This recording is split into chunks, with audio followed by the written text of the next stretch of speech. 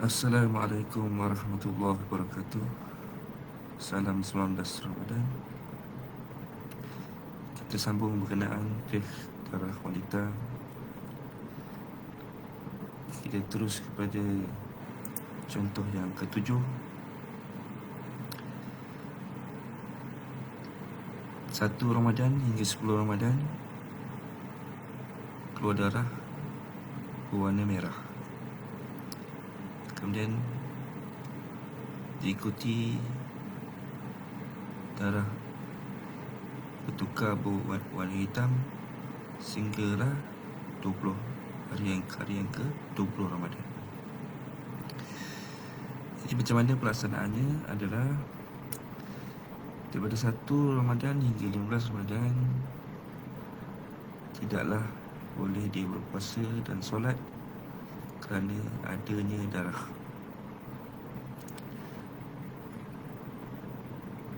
Apabila masuk hari yang ke-16,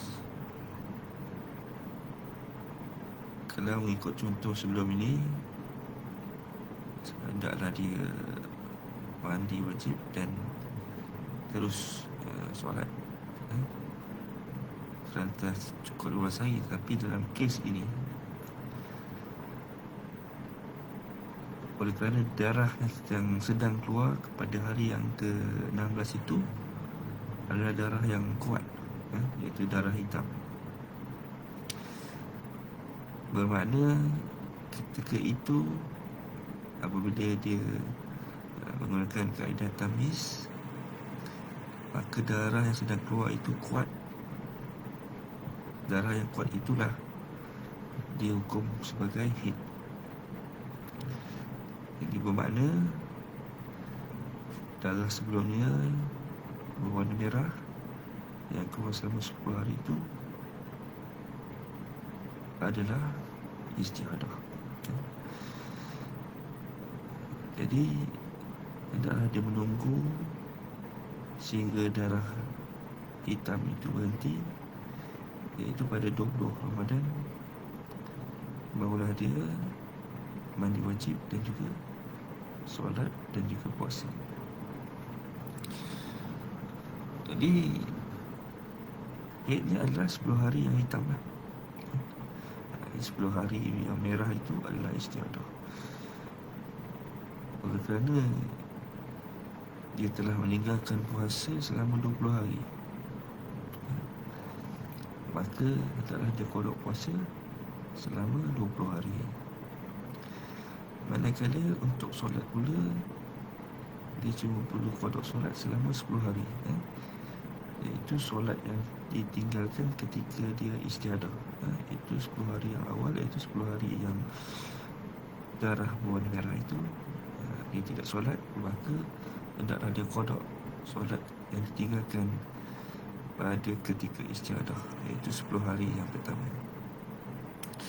Kita pergi pada contoh yang seterusnya, contoh yang ke-8. Darah keluar selama 15 hari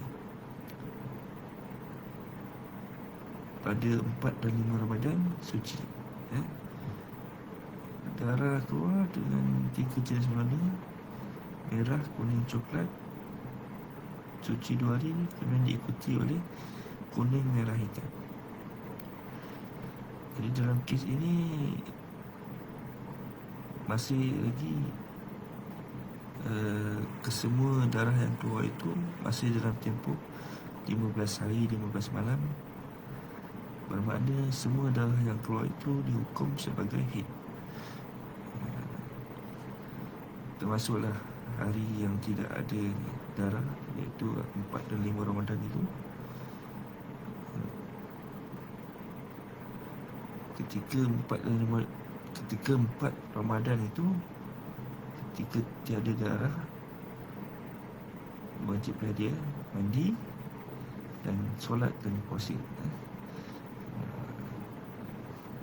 Dan begitu apabila setelah darah keluar semula pada 6 Ramadan, maka hendaklah dia berhenti puasa dan juga tidak solat.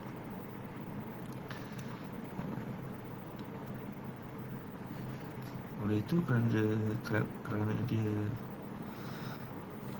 hukum haidnya 12 hari, maka hendaklah dia kodok puasa selama 12 hari. Walaupun dia ada berpuasa pada 2 hari itu, 4 dan 5 Ramadan, ianya dihukum tidak sah, kerana dalam tempoh haid 15 hari. Tiada solat yang perlu dikodok kerana tidak ada istihadah dalam tempoh 15 hari itu. Okey, itu saja. Sekian. Kita sambung lagi pada masa akan datang. Kita akhiri dengan tasbih kafarah dan surah Wal-'Asr. Subhanakallahumma wa bihamdika, asyhadu an la ilaha illa anta, astaghfiruka wa atubu ilaik. Bismillahirrahmanirrahim. Wal-'Asr innal insana lafi khusr illa allazina amanu wa 'amilus solihati wa tawassaw bil haqq wa tawassaw bis sabr. Wallahu a'lam.